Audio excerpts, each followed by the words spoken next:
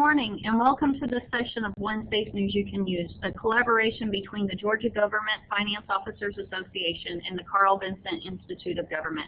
My name is Alicia Serra and I'm the Administrative Services Officer for the City of Gainesville, as well as the First Vice President for the Georgia Government Finance Officers Association.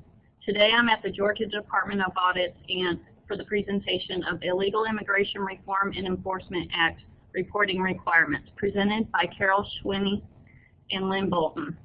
Carol began her career with the Department of Audits and Accounts in 1987 as a performance auditor.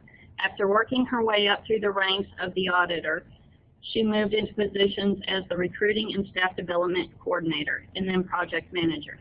Currently, she serves as the Director for Administration.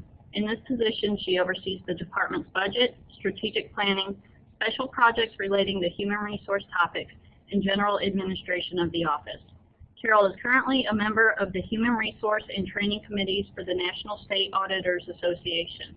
Additionally, she is an active member of the Society of Human Resource Management, the Association of Government Accountants, and the Fiscal Management Council for the state of Georgia.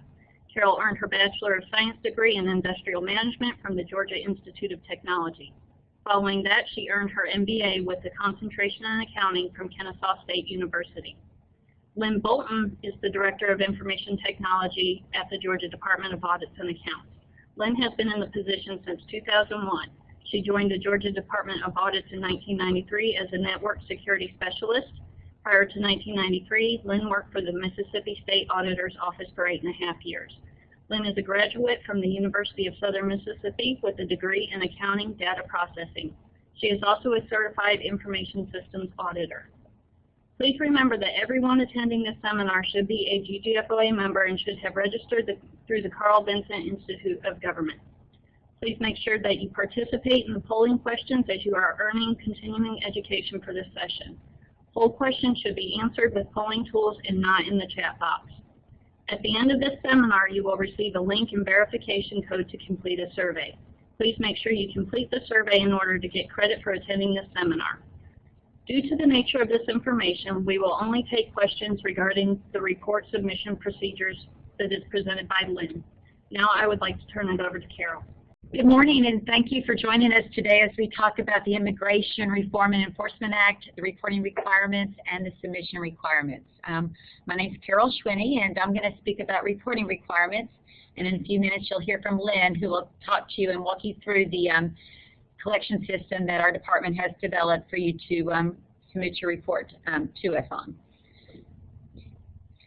I'd like to start by going over a little bit of background from immigration laws. A lot of people don't realize that the immigration laws actually began in 2006 with the passage of Senate Bill 529. And at that point, all public employers were required to begin using the E-Verify tool that is set up by the federal government to make sure that any person that they hire as an employee is eligible to work in the United States. In addition to this, they were required to only hire contractors that also could document that they were using the E-Verify to hire their employees. Now, one thing that was not required at that point was any sort of documentation on your part or any sort of reporting to any state agency. In 2006, when Senate Bill 529 was passed, they also set in requirements that entities that provided public benefits were also required to use the Systematic Alien Verification of Entitlement program to make sure that anybody that was receiving public benefits was eligible to work in the to be in the United States and receive the benefits. So that was in 2006, and then in 2009, House Bill 2 was passed, and that specifically dealt with public benefits as well. And in that case, that's when we started the reporting requirements. At that point, entities, including cities and counties, were required to start submitting reports to the Department of Community Affairs that would indicate which public benefits they provide, and it would indicate whether or not they had the SAVE authorization to verify that the people that were receiving the benefits were entitled to receive the benefits because of their lawful presence in the United States. In 2011, House Bill 87 was passed into law, and that's, I think, when immigration became a very popular topic in the state for entities, and we started realizing that there were pieces of legislation that affected us. But that's when the reporting requirements for the Department of Audits began. And in House Bill 87 set in 2 reporting requirements for entities. One dealt with the hiring of contractors for the physical performance of services. It said that if you were going to hire a contractor for such services, you had to ensure and obtain an affidavit to ensure that they were using the E-Verify system in their hiring of their employees. In this particular law also required counties and cities who issue business licenses and other documents to businesses to obtain an affidavit to verify that those businesses were using E-Verify to hire employees. And then in 2013, the General Assembly passed legislation, Senate Bill 160, that made quite a few changes to the immigration laws. So some of the changes in Senate Bill 160 that are most important to cities and county governments as well as other public employers is that all entities now submit all of their reports to the Department of Audits and Accounts. So no longer will you be submitting a report to the Department of Community Affairs. The public benefits report now comes to our department, and you should have received some correspondence on that from us, and hopefully everybody has. Also, one of the changes that was made was that all public employers, all public entities are required to submit a report. Before, it dealt with the definition of public employer said one employer or more, and now the definition has changed slightly. So all public entities are required to submit a report to us, even if there's not anything that you really are required to submit. And then you'll indicate that. We'll talk about that a little bit later as we discuss the collection system and how you submit your information. But you will need to report to us that you have nothing to submit if you indeed don't. One of the other changes is that the definition of physical performance of service is also changed. In the past, the definition primarily dealt with public works projects, but they have significantly increased the definition of physical performance of services. And so the number of affidavits that you're going to be required to obtain and the amount of information you're going to be required to report to us has significantly changed. And as we get into that particular reporting requirement, we'll discuss that in detail. One of the other final changes that was made was that the Senate Bill 160 specifically defined what public benefits are. We no longer have to worry about changes that the federal government might be making to how they define public benefits. There's a very specific list of 27 public benefits, and those are the only ones that you're going to have to report on when you're submitting your information to our department.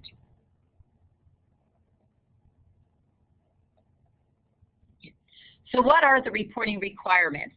First of all, the report is due to our department no later than December 31st, 2013, and annually thereafter each December 31st. And our collection system is currently open, so if you are ready to submit your information to us, you can go ahead and submit that information, and we do encourage early submission in the event that there are problems with the submission and you need some assistance from our department. So there are 3 reports you're going to be providing us. First of all, you're going to be providing us a listing of contractors hired for the physical performance of services. You're going to provide us a listing of each license or certificate that you have issued. And then you're also going to provide us with a listing of any public benefit that is administered by your entity and whether or not you have saved verification to authorize or to verify the lawful presence in the United States of the people receiving those benefits.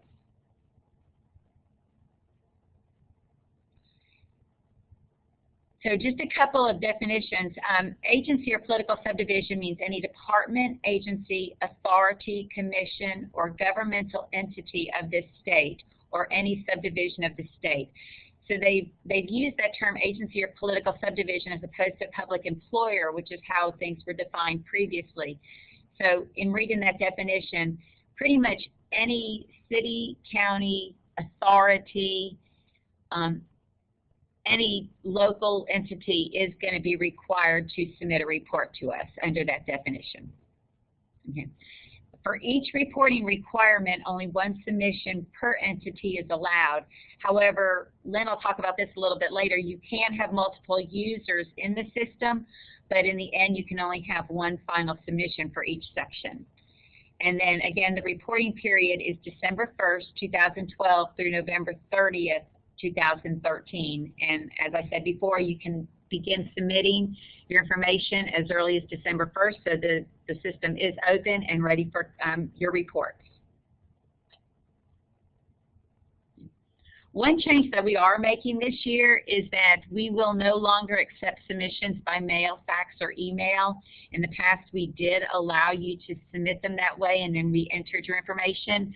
We can no longer do this under this new system. So you are going to be required to use our web-based collection system, and you will need to either upload a comma delimited file or a text file into the system, or if you don't have that many records, you can actually directly enter the information into the system. And the website to access the system is shown on this, this screen. And again, if you don't have anything to report, or if you're exempt from a particular requirement, you will need to indicate to us which ones you are exempt from, and then note confirm so that it's documented in our system. Okay, so I believe we have a polling question.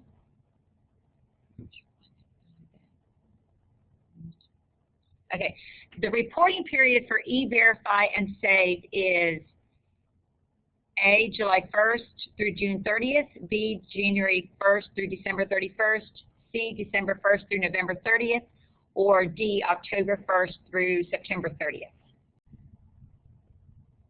All right, great job. That is correct. It's December 1st through November 30th.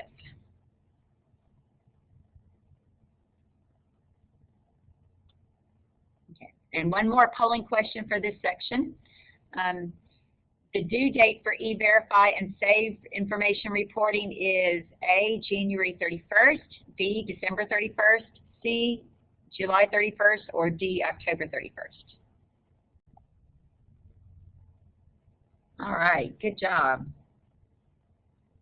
That's correct, it's December 31st. And I think we have one more polling question.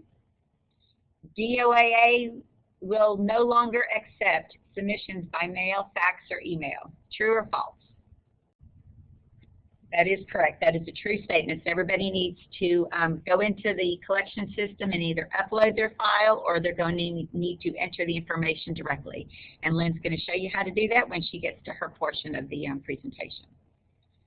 All right, so what I want to do now is move on. Those are the basic reporting requirements, but I want to talk specifically about each of the 3 reports that you have to submit to us.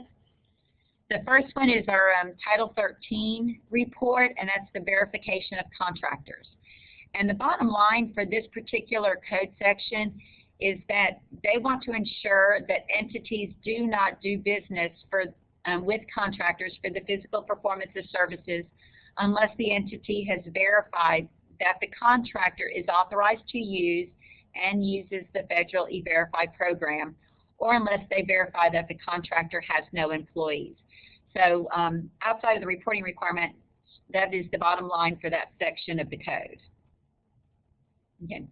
Now the physical performance of services definition, that has changed with the passage of Senate Bill 160. So I want to kind of clarify that a little bit.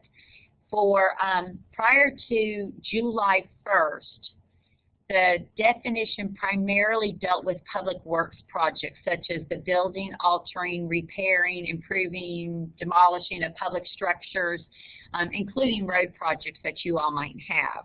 So it's very much maintenance and building project type of work that you were hiring contractors for, that you had to obtain the affidavits for.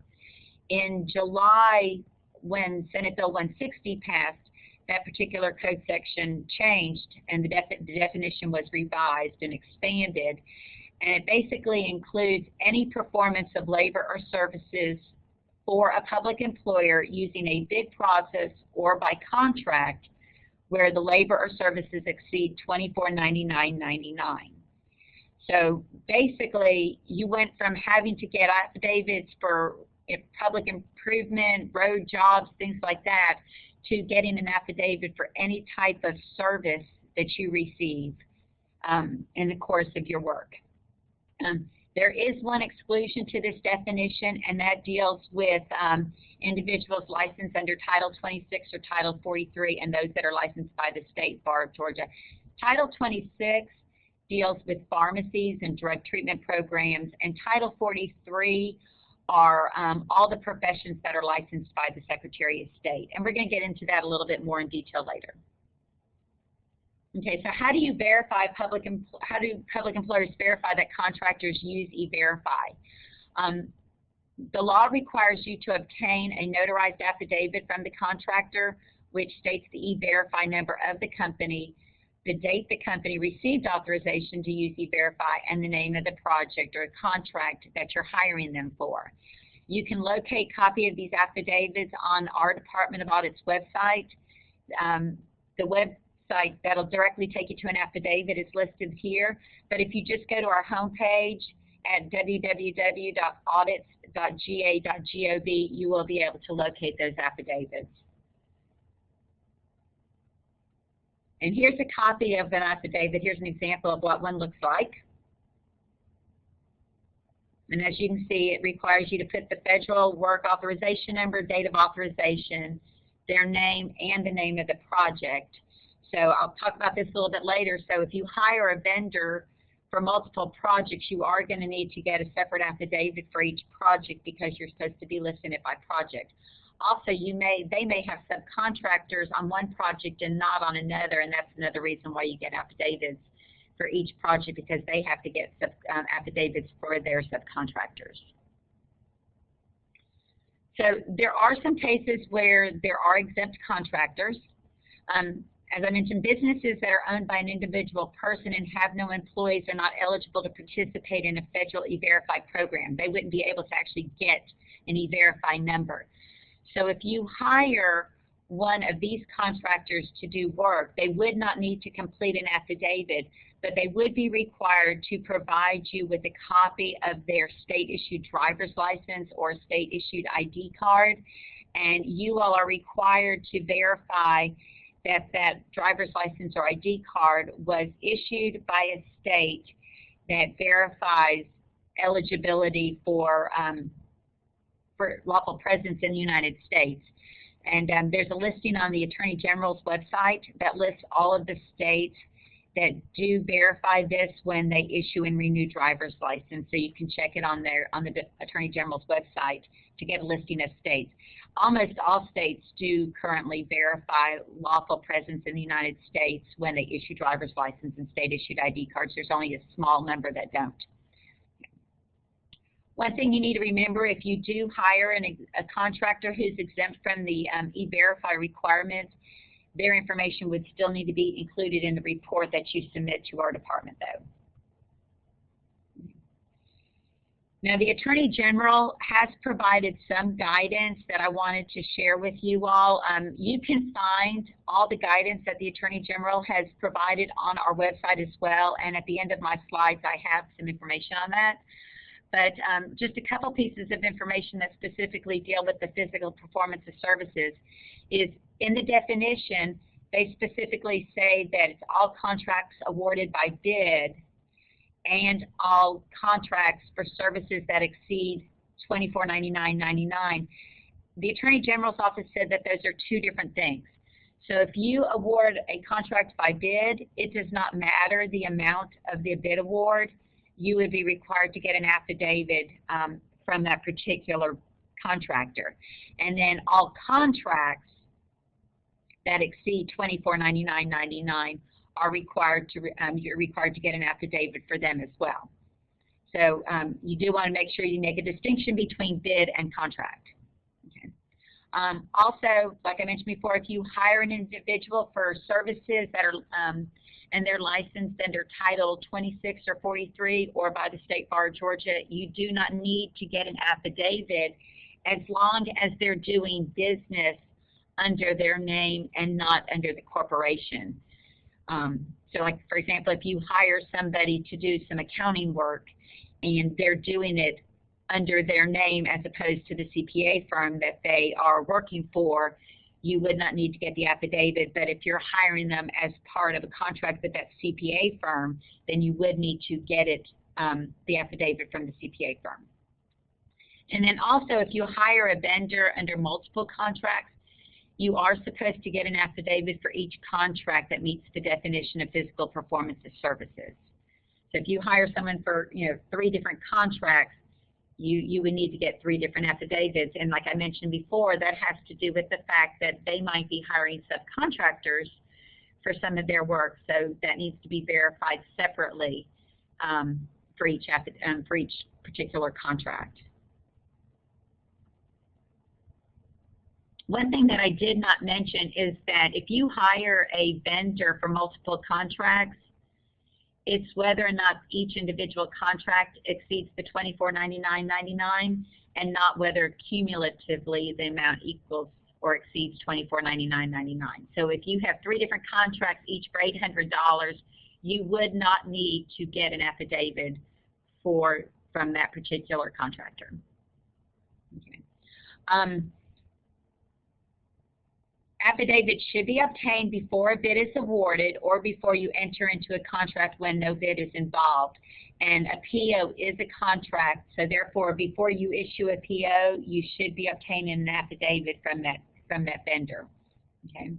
And then also, like I mentioned before, the definition of physical performance of services has increased significantly. Some of the things that are included now that were not included before would be maintenance agreements. So for example, if you have copier maintenance or other sort of equipment maintenance or computer maintenance that exceeds $24.99.99, then you need to go ahead and get an affidavit for those particular projects. If you hire a consultant or if you hire a professional organization for some sort of consulting or advising services, and that amount exceeds the threshold, then you would need to get an affidavit from those types of vendors as well. We would encourage you to seek advice from your attorney to make sure that you have gotten affidavits from all of the vendors that do require an affidavit, though, based on the way the law is defined. Okay, so what must be reported? Okay. What is required by law is the legal name and address of every contractor that you've entered into a contract with for the physical performance during the reporting period, which, as I mentioned, is December 1st through November 30th. You also need to include on the report the E-Verify number of the contractor, and an E-Verify number is always going to be somewhere between 4 and 6 digits long. So if you're seeing E-Verify numbers on your affidavits that are different than that, you may want to follow up with your vendors and see if you can get a corrected affidavit at this point. You want to indicate also if they are exempt from E-Verify, and as I mentioned before, that would be if, for example, you're doing work with an individual or if you're doing work with a company that has no employees. And then you also want to report the date of the contract between you all and the contractor. That information is required. There's 2 pieces of information we are requesting you to report to us. One would be the contract number and one would be the contract amount. And the reason that we are requesting this information is in the event we're ever required to perform any audit work on the immigration reports, this would help us select our sample and help us to identify the correct information that we're trying to audit. So we are asking if you have this information readily available to please include this in your report. Okay, so here's just a few tips to help you with the Title 13 reporting. First of all, what we did in our department is we try to upfront identify all regular contractors and vendors that we conduct business with for which we're going to have an affidavit. We then recorded when the renewal dates are, and we tried to get those affidavits in advance, long in advance of the renewal period, so that we could have that stuff in place at the point that we had to renew a contract with them. Also, once we receive the affidavits back, we review them right away. We found multiple errors where people were definitely not including their E-Verify number, and they were reporting some other number to us. So we checked them immediately upon receipt and followed up with those vendors, because we don't want to have to be doing this in December when we're trying to prepare the report. So we encourage you to do it at the time you receive the affidavits. And then the other thing that we did was we actually set up a spreadsheet that matched the record layout for the reporting system, and we entered the information. So once we're ready to submit our report in our department, all we're going to have to do is convert the file to a CSV or text file and then automatically upload it into the system. So if you could keep that information regularly updated on a spreadsheet throughout the year, that's really going to help you minimize the amount of work you're going to have to do in December. Okay, so I think we have another polling question. Oh, we're going to skip this one actually, and we're going to go to this one. Businesses that are owned by an individual person and have no employees are not eligible to participate in the federal E-Verify program. The public employers must obtain a copy of their state-issued driver's license or ID card. Is that true or false? Okay, so the answer is they must obtain a copy of their state-issued driver's license or state-issued ID. So if they are not eligible to participate, then they must get the state-issued ID card, because you do want to verify that they are still lawfully present in the United States, and that would be your documentation. And just to follow up with that, you would still report those people on your report to the Department of Audits. You would just indicate that they're exempt from the E-Verify requirement. Okay, so we're going to move on now to the Title VI reporting, which is the issuance and renewal of private employer business licenses. And this particular code section only applies to counties and municipal corporations. And basically, before a county or a city can issue a business license, occupational tax certificate, or other document to a private employer, the employer must provide you with an affidavit attesting that they are authorized to use and that they use the federal E-Verify program when they hire new employees. So basically, anybody you issue a business license to, they have to use E-Verify. So the reporting requirements specify that each county or city will provide a listing to the Department of Audits and Accounts of each business license, occupational tax certificate, or other document required to operate a business that is issued during the reporting period. And for the report that's due on December 31st, again, the reporting period is December 1st through November 30th of this year. The report that you're going to submit to the Department of Audits is going to include the following information. It's going to include the license or certificate number if available. So if you issue a business license number, please include that on your report. Again, that's going to help us with auditing the information if we ever have to audit it in the future. You also need to report the name of the person that you issued the license or certificate to, and the name of the business that was issued the license or certificate. You're also going to include the employer's federally assigned employment eligibility verification number, which is their E-Verify number. And again, that's a 4- to 6-digit number. Or you're going to indicate whether or not they're exempt from utilizing the E-Verify program. So there are some employers that are not required, and it has to do with the number of employees that they have. And we're going to discuss that in just a minute. So where do you get this information? Again, you're going to do this through an affidavit that's completed by the employer at the time that the employer applies for a business license or certificate. And employers would be required to submit this affidavit if they meet the threshold criteria for the number of employees as of January 1st.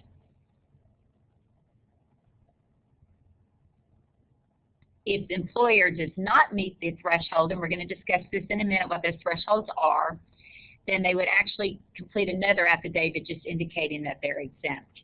And you can obtain those affidavits from the Attorney General's website, and the website is shown on the slide. And again, this is just an example of the affidavit. Looks very similar to the one before. And if you notice, the affidavits do need to be notarized. Okay, so here's a polling question. Counties and municipal corporations must report each business license, certificate, etc. issued during the reporting period and include the private employer's E-Verify number if applicable. Is that true or false? That is true. Okay, so how do counties and cities determine which employers are required to use E-Verify? Again, with the passage of Senate Bill 160, this became slightly more complicated. And prior to July 1st, cities and counties were required to obtain an affidavit from persons seeking a business license if the employer had 100 or more employees.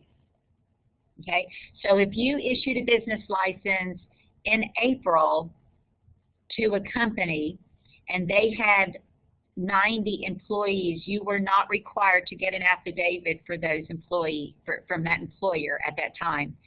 Okay, and they would have filled out the affidavit that said that they were exempt based on the law, and they would be reported on the E-Verify on the report that you're going to submit to us, that they would be shown as exempt for this reporting period. Now, effective July 1st, 2013, the criteria changed, and beginning that date, employers that have more than 10 employees are required to register and use the E-Verify to confirm that the people that they hire are eligible to work in the United States. So that's the threshold that you're going to use from here on out, is the more than 10 employee number. Okay. If an employer does not have 10 employees, again, they would be exempt, but you would still need to report them on the report that you submit to our department. So the way the law is worded, it says that if you, they set a cutoff date of January 1st as the date for determining exemption. So if you have 9 employees on January 1st, and then you renew your affidavit, let's say in April, but by then you hired 2 more employees, you would not have required to obtain an affidavit because on January 1st you did not have the threshold number of employees. So just remember that it's based on however many employees you have on January 1st. Okay, and the definition of employee is defined as those that are supervised by an employer who withholds payroll taxes and issues a W-2 and works 35 hours or more per week. Okay, and the one thing that's also important to remember is that if you are a business and you have multiple locations, that the number of employees is based on total count of employees in all locations, not just the number of employees at the location for which you're seeking a business license. Okay, so a couple points to remember is that Title 36 requires the Attorney General to provide a standardized affidavit form that will meet the compliance requirements, and the website for obtaining those affidavits is shown. You do not need to submit those affidavits to the Department of Audits and Accounts when you submit your report, but we do encourage you to retain this information in the event your information becomes subject to an audit, and you do need to retain it in accordance with your particular retention policies for your government. So I'd encourage you to seek legal counsel to make sure that you know what your retention policies are related to this particular requirement. And again, I think we have another polling question. So effective July 1st, 2013, a company applying for a business license is required to use E-Verify to verify worker eligibility if they have more than 100, 50, 10, or 25 employees. Okay, so the answer is 10. So effective July 1st, as long as you have 10 employees, and again, going forward into next reporting year, which we're already in, it would be 10 as of January 1st. Okay, so now we're going to move on to the Title 50 reporting, which is the public benefits reporting. And OCGA 50-36-1 requires agencies and political subdivisions to verify the lawful presence in the United States of any person who applies for public benefits. And public benefits is actually defined in this code section, and there's a list of 27 public benefits and you can see them all listed on this particular slide. I'm not going to go over those. Okay. So what are you reporting? Basically, what the entity is reporting is they're reporting whether or not they are, what benefit they're providing, and whether or not they are authorized to use SAVE when verifying the lawful presence in the United States of the people that are receiving those benefits. And on the report, and Lynn's going to discuss this a little bit more, what you'll see on our screen is that you'll see a listing of all the benefits, all 27 benefits. You all will mark the ones that apply to you, and then once you hit next, all of the ones that apply to you will move to a second screen, and you will indicate to us whether or not you have received SAVE authorization for the issuance of those benefits. And then you will click confirm, and that report will be done. So it's set up a little bit differently than the Title 13 and Title 36 reports. If you have no public benefits, you will be required to indicate that to us and then indicate confirm. So when an applicant applies for public benefits, an entity must obtain at least one secure and verifiable document from that applicant, and that could be something like a driver's license, a passport, or there's several other options of secure and verifiable documents. You can find that information in OCGA 50-36-2, and also there's a listing of secure and verifiable documents on the Attorney General's website that you can access to see what information you can obtain from the applicant. And then also each applicant for public benefits is required to provide you with a signed and sworn affidavit verifying their lawful presence in the United States. And again, here's an example of what one of the affidavits looks like.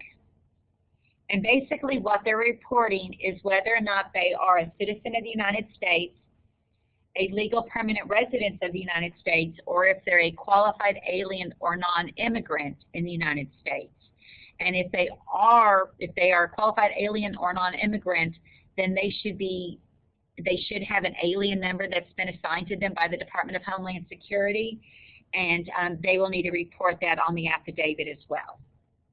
And you can locate copies of those affidavits on our department's website.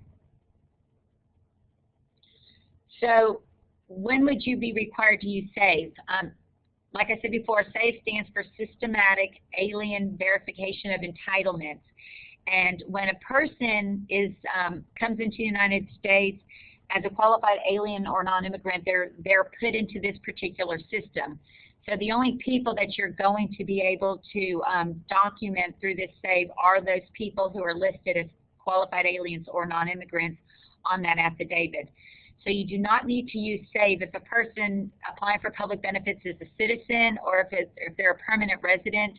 You do not need to run those people through the SAVE program. But if a person is a qualified alien or non-immigrant, then you would run those names through the SAVE program. If their alien number comes up as a allowable and valid alien number, then they would be entitled to receive benefits through your program. One point I do want to mention is that an entity is allowed to issue benefits before verification has been obtained through SAVE, but in the event, if you do that, and in the event that it comes back and the person was not eligible for benefits, the benefits do need to cease. So a couple points I want to mention about this particular code section is that before original documents were required, original documents are no longer required, so they can submit copies. They can also submit copies either in person, by mail, or electronically. And each entity is allowed to determine what they consider to be electronic submission.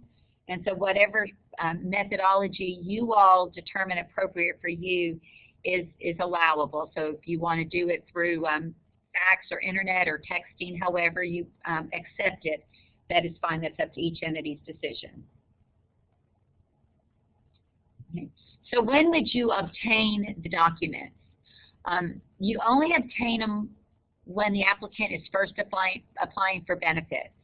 Okay, so if they are reapplying, you do not need to get another affidavit or another secure and verifiable document from those applicants. Also, if they are already receiving public benefits through your entity and they're requesting to receive public benefits through another means from your entity, you do not have to obtain those documents as long as they have been verified by the entity. If they're obtaining multiple benefits, you do not have to get an additional set of documentation. I think we have another polling question. Original documents are required to confirm an applicant for public benefits. Is that true or false? Okay, so the answer is false. Original documents are not required. Okay. So to comply with the reporting requirements for Title 50, as we mentioned before, an annual report is due to the department by December 31st of each year. And again, the reporting period ends November 30th. So the collection system is open and ready for you all to use. And I have the website listed there. It's www.audits.ga.gov/AUTH. And this is a secure website. When you enter the section of the report related to the benefits, as I mentioned before, you'll see the list of 27 benefits. You're going to indicate which one your entity provides. And then after you click Next, you will go to a screen and you will indicate whether or not those particular benefits, whether or not you have saved program authorization for those benefits. And you will then click Confirm and your report is complete. So a couple final points about Title 50. Again, all agencies and political subdivisions are required to submit this report. And if you don't have any public benefits, you do need to indicate that on the report. You cannot skip that section of the report. You do need to indicate you don't, and there's a place for that, and then you would just click Confirm. So those are the 3 reports that are required, and again, they're required by the end of this month. We do have a lot of information out on our website that you all can access to assist with this. Again, the website is listed there for you to access, and on this website you'll find copies of affidavits. You're going to find a summary of the reporting requirements, guidance from the Attorney General's office, also answers to frequently asked questions. We have also created videos that will assist you in creating the CSV file and uploading the information, as well as an individual video for each of the 3 different reports that you're going to submit.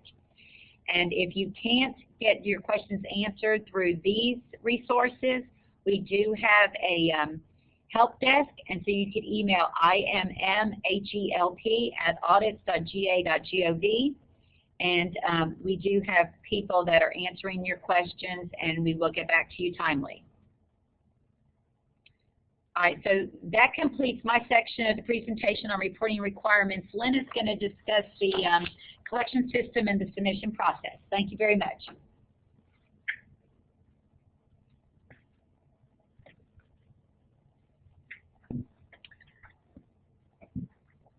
Okay, good morning. I'm going to go through some slides that will show you about our collection system and how to actually report your information. So I'm going to show you a little bit where to go to our website, the login, create account process. I will be walking you through the submission screens, some example files, and validation rules. We're also going to review how to create a CSV file.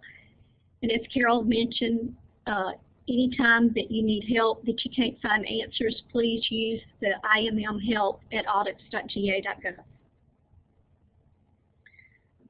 This is our website, and I wanted to point out that down here is the Illegal Immigration Reform Act and Enforcement Act. If you click on that, it will take you to a page, like Carol said, of different resources, frequently asked questions, and videos. It also has record layouts and a quick reference guide. So we know this is a lot of information to cover, so again, visit our website. And the submission system is now open. It opened December 1st. And we also want to reiterate that we can only receive your reports through our system. We cannot receive emailed, faxed, or mailed information. Also, this new site replaces the old submission site, and the old submission site is no longer available. We're only accepting reports through this submission system for the 2013 report and going forward. Also, if you already have an account from last year, your account will be moved over. And more than one person can set up an account for an organization. A lot of you may be familiar with this, but this is our login create account process screen. Again, the address is https://audits.ga.gov/AUTH. This will take you to our login screen. If you do not already have an account, you need to click Create New Account. And this, I'm going to show you some screenshots of if you actually are needing to create a new account. So you would go down here to this screen, click Create New Account. Then you need to fill out this information. You fill out your email address here, and then you need to make sure that you choose your correct organization type. This is very important that you choose, if you're a state agency, a local board, county, city, or a local authority, you need to make sure you're choosing your correct organization type. Then you would hit the Next button. Once you do that, it has an account creation wizard, the step 2. This is where you fill out your details about your name, title, email address, your manager's contact information. This section down here is also for security questions. This is where you would create a challenge response question answer. The last question here is where you create your own question and answer. And then your password has to follow these rules, at least 1 character, 1 number, a minimum of 8, and a maximum of 20 characters. We use these email addresses that you put in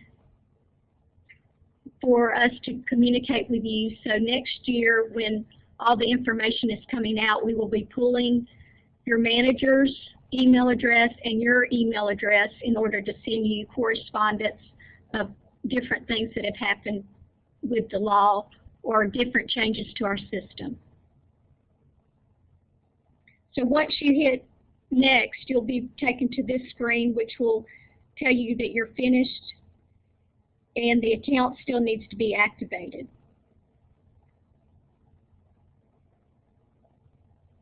So then you'll be taken to this next screen, and I think we have a polling question next.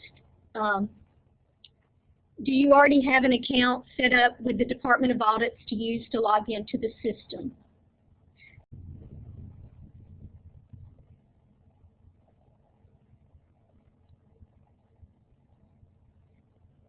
We'll continue. Okay, we're trying to gauge and make sure that nobody has trouble getting into our system or that you don't have trouble creating a login account. So I encourage you to ask questions if you do so that we can make sure that you understand how to actually log in. But once you log in, you would go back to this screen. When your account is activated, you'd actually put in your username, which is your email address, and your password that you created. So once you do that and hit login, you will be taken this screen up here is where you actually request access to the system. Even though you've logged in with an account, you still have to request access to the immigration system. So that will require you either to clicking on this tab, Request Access, or clicking down here where it says please click here, so that you can request access to the immigration and reform system. So once you do that, you still need to select your org type, and then in this box here is where you would start typing your organization name.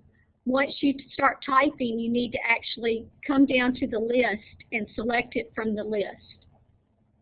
Then you would need to select the actual application, which is called Immigration and Reform Act Collection System. That is what you would be seeing in this box here. So you need to select that application and select Request Access. If you need to request access for more than one, so if you manage organizations, if you are the manager of more than one entity or more than one authority, you can request access, but you have to request it for each organization name. So you can have multiple organizations that you submit for. You can also, more than one person can have a login name for your organization.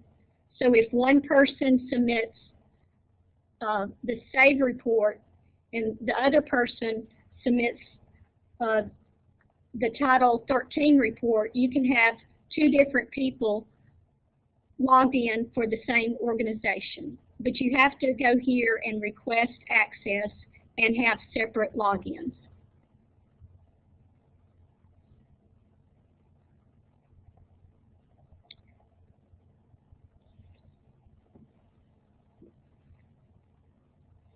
Are there any questions on requesting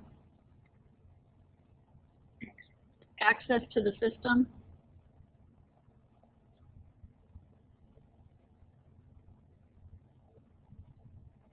We'll continue. Okay, these are screenshots. The following are screenshots of actual system. This is your home page, and we've tried to make it user-friendly where you can understand which sections you've completed and which sections you still need to complete in order to be in compliance. Once you come into this system, you'll see that it'll show on this, you can select your entity and the submission year. So this is where if you had multiple entities that you were submitting for, you would have a drop-down box where you could actually choose the entity that you were submitting for. But remember, you have to request the access for them back on our login screen. Then we have a question. Can we enter information on reports in more than one session? Yes. Yes, you can.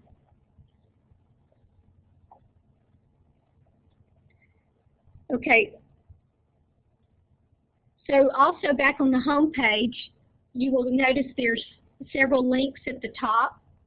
We have the actual instructions will take you to our website where the instructions for the reporting system are.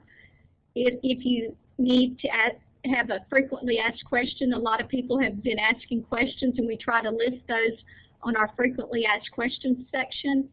This contact will actually, it gives the email address for the IMM help@audits.ga.gov.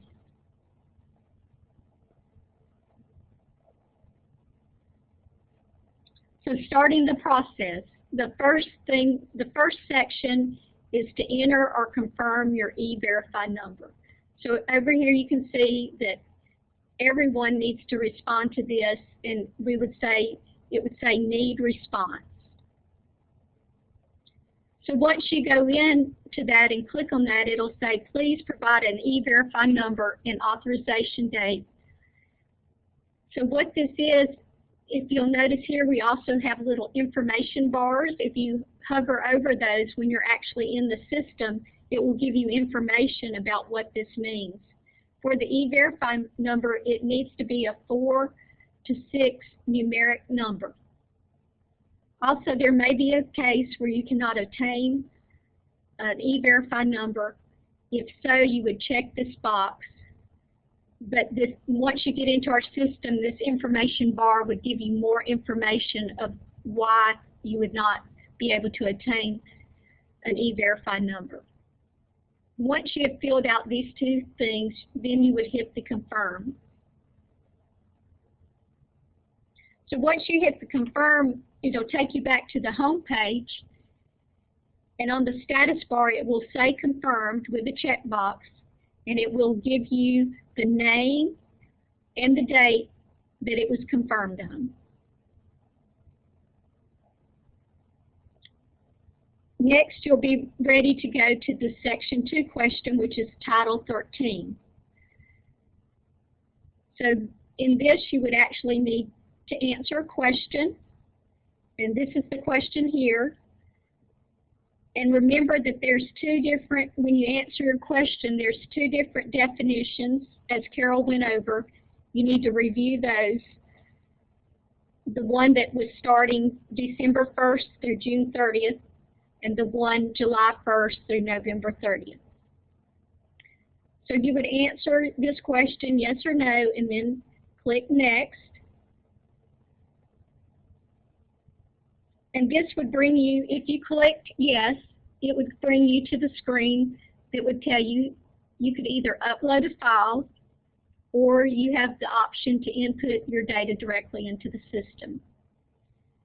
And probably if you have 10 or less records, it may be easier to input it directly in the system, but that's up to each individual. You must enter a comma delimited file if you're going to use, or a text file if you're going to upload a file. So if you clicked upload a file, then you would browse to your drive on your local computer, and that's shown in this screen here. You would actually select the file that you've created and then hit the upload button. Once you do that, then your information is in the system. The other way to do this would be to input the file directly into the form. And the way you do that, you would click on that option and hit Add Record. So this screen shows you if you're adding a record. And as you can see, it's asking for the contractor name, the E-Verify number, legal address, city, state, zip, the contract number, and the contract date. Beside each one, we have information bars to let you know what those actually mean. And as Carol has noted, the contract number and the contract date are not required fields, but we would suggest that you do add those if you have them in case we have to audit your data. And some of the fields, we are validating some of the information in the fields. So the required fields are legal name, E-Verify number, unless exempt. And what that means is if you hit this check box up here and hit exempt, then you do not have to put in an E-Verify number. But like I said, contract date and contract amount are not required. Once you enter your data, you need to hit Save. And then if you need to add more records, you need to actually go down here and click Add Records. Also, if you notice, once the data is in the system, either through the form or through uploading it through the system, you will have these flags here.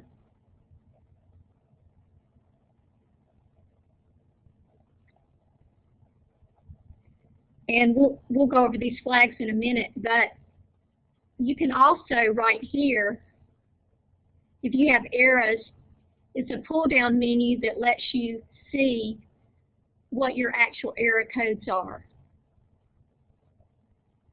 So here you can filter down and it'll show you the different errors that you have. So you can, the filters we have set up are by name or by error category. Or if you want to see quickly your errors, you can also look at the flags. If they are red flags, then that means you have an invalid record that you need to correct before it can be confirmed. The green flag means that all your records or that particular record is good. So if you actually need to edit the record, you would hit this little pencil here and you would actually edit and try to correct the record for what it needs.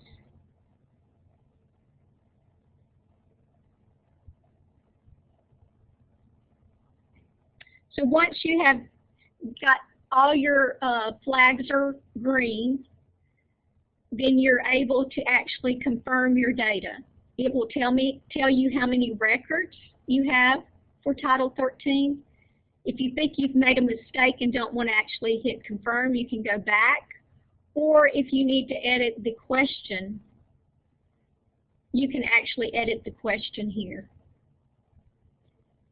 So once you're sure that everything's correct, then you would hit the confirm button. And it will take you back to the home screen. Remember though, when you hit confirm, this section will be locked and you will not be able to come back to correct anything. If you have made a mistake after you have confirmed a section, you will need to email immhelp@audits.ga.gov in order to let us restart that section would be back to started where you could go ahead and reconfirm or re-upload your data. The other thing about this is once you hit confirm, we're going to give you a warning message if in any of your data in this title, the E-Verify numbers are not 4 to 6 numeric characters long. We're giving you a warning this year, but next year we may be validating this data, so it's important when you get these affidavits that you actually make sure that they are 4 to 6 numeric characters long. So we will let you go ahead and confirm your data this year, but you need to, for next year, make sure that you have gotten the correct E-Verify numbers. So once you've confirmed, then back on the home page, you will see a confirmation with a check mark, and it will tell you who confirmed it, what date, and what time.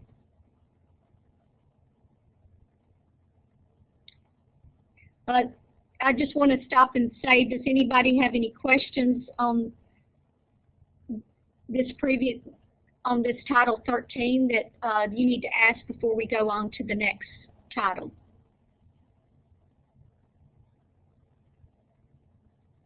Okay. Title 36, and again, this is only for cities and counties are required to fill this out. From when you actually log into our system and register with our system, we determine if you are actually a city or county or if you're another organization type. If this section is not required, we will already mark this for you that you are not required to do this. So only, again, cities and counties are required to fill out Title 36. And steps 1 through 3 work the same way for Title 36 as they do for Title 13, except there's a different input form and there's a different record layout. So I'm not going to go over again the upload procedure for Title 36. I will show you the form for Title 36. This is the data input form, and everything on this is required except the license certificate number. Once you put this in, you will hit the save, and it works the same way that if you have errors, it'll show you red flags. If everything's correct in green, then you can go ahead and hit confirm and go through the process. And then once you do that, it will tell you that you've confirmed. So the last section we're going to go over is the public benefit reporting for Title 50. And remember, last year this was under DCA, and it is with the Department of Audits. So everything that you need to report, you need to come to this one website, and you can report all three reports. So once you get in here, you need to click on Title 50 Public Benefit Reporting. It says it needs a response. And as Carol mentioned, it has all, first you have to answer the question, but it has listed for you the different public benefits that you should be able to choose from. So here's the list. So if you did provide, you would hit yes, and then you would hit the next button. Once you do that, you have the ability to choose the different benefits and put a check mark besides the ones that you actually provided. Then you would hit the next button. And then the next screen only shows you those that you did provide benefits for. So if you only chose 3, those 3 would come up. And then you would have to answer yes or no if you use the SAVE program to verify the applicant's lawful presence. So this is where you would do that, is here. Then you would come down here and hit next to confirm. And these screens work just like the other ones. If you want to actually edit your response on this question, you would do that here. It would tell you how many benefits you have provided right here. And then when you're satisfied with your answers, you would hit confirm. Then it would have a check to show you have confirmed this section with the person that actually confirmed and the date and time. So now you can see when you're back at the home screen, it gives you a nice message here at the end that says you are complete with the submission process. So until you get this message, you're not complete. So if you've only filled out section 1 and 2, but you did not answer section 4, it will not give you this complete message. So you have to make sure that if you have multiple people reporting, that somebody needs to finish all sections before your organization is complete. Lynn, we have a question. If our only applicant for public benefits are U.S. citizens, would our answer be yes or no to SAVE authorization?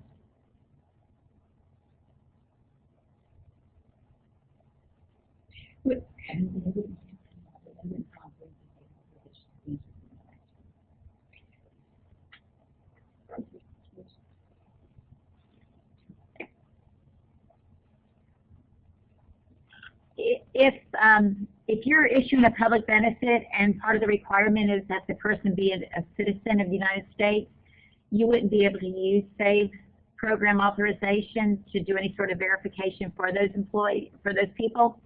So you would just click no.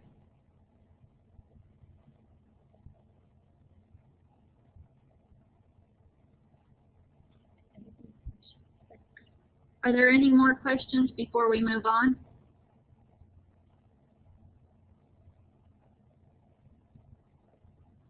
We'll continue.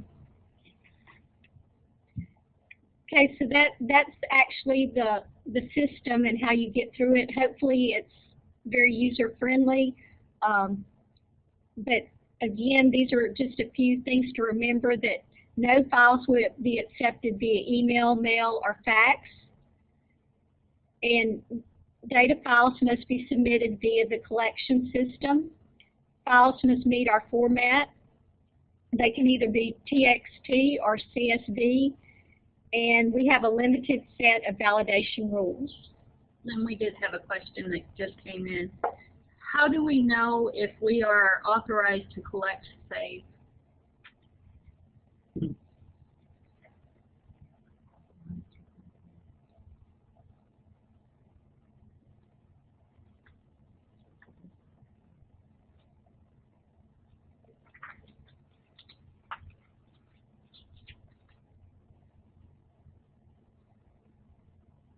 There's a SAVE application process that you go through the United States Customs and Immigration Service to receive. So you're going to have to do your submission through that to request it and receive authorization.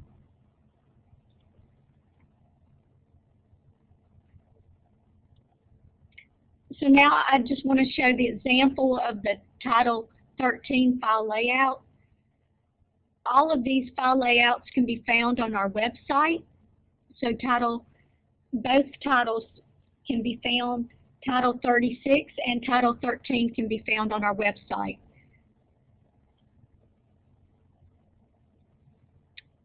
So validation, we want to make sure it's 4 to 6, but like I said, if you do not have 4 to 6, you will get a warning. It will continue to go through. If it's exempt, yes, then no E-Verify number is required.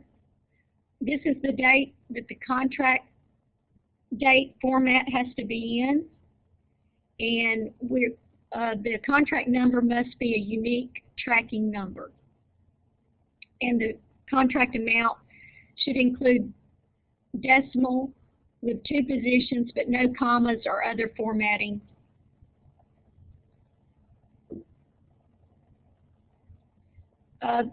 So we have a poll question. I'm trying to gauge if you know how to create a CSV file, yes or no. Okay, that's good. Good many of y'all do know how to create, but there's a few that do not, so we're going to go through this real quick about how to create a CSV file. Also, as mentioned, we do have a video on our website that shows how to create a CSV file. So what you would do is just, like Carol said, she's putting all of her information in an Excel spreadsheet. And as you notice, she's got the headers across here, and she's listed all the data. This is our example data that we've listed. So you would just list it in like columns A, B, C.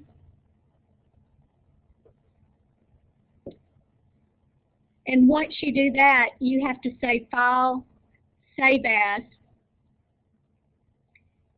And once you've saved it, you need to then pick the file type, which would be CS, delimited file, CSV.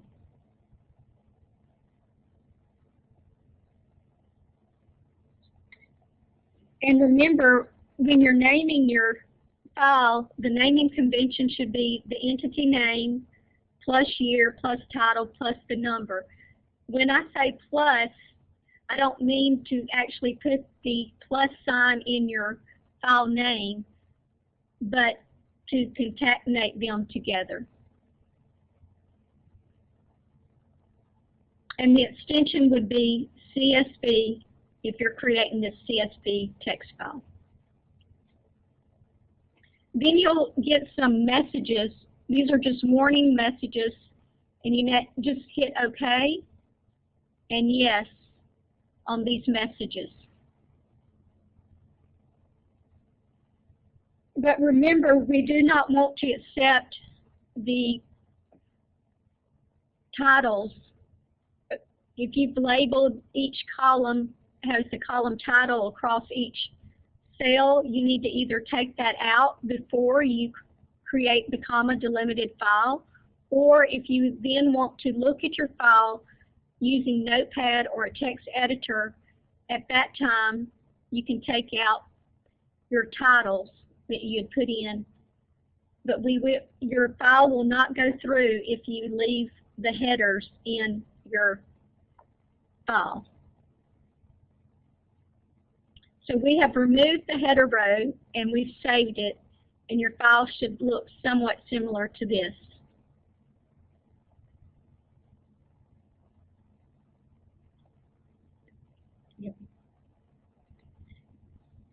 Are there any questions?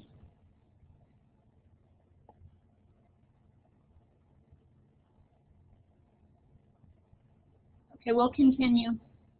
Okay, just to wrap things up, again, the system, it went online December 1st, and for questions, reference the frequently asked question listing on our audits website.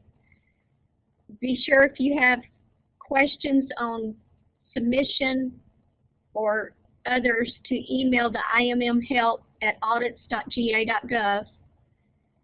And remember, we will not accept email, fax, or mailed submissions. We will only accept them through our file submission or entering them into the form on our collection site.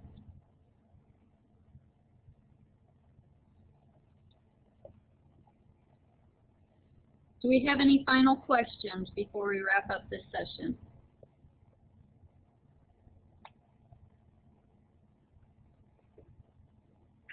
Okay, thank you, Lynn and Carol, for today's presentation. As provided during the presentation, if you have further questions, you can email immhelp@audits.ga.gov. As always, the GGFOA appreciates your participation in the Wednesday's News You Can Use seminars. Should you have suggestions for future sessions, please contact the Career Development Chair for GGFOA. Contact information can be found on GGFOA's website at ggfoa.org. When you exit the session by closing this window, you will be taken to a page that has a link to the survey. If you are not directed to this page, or if you have something important to do, don't panic. You will receive an email that will have a link. Remember, you will need the code GGFOA124 in order to ensure you receive proper credit for attending this webinar. Recorded versions of today's webinar will be available within 7 to 10 days.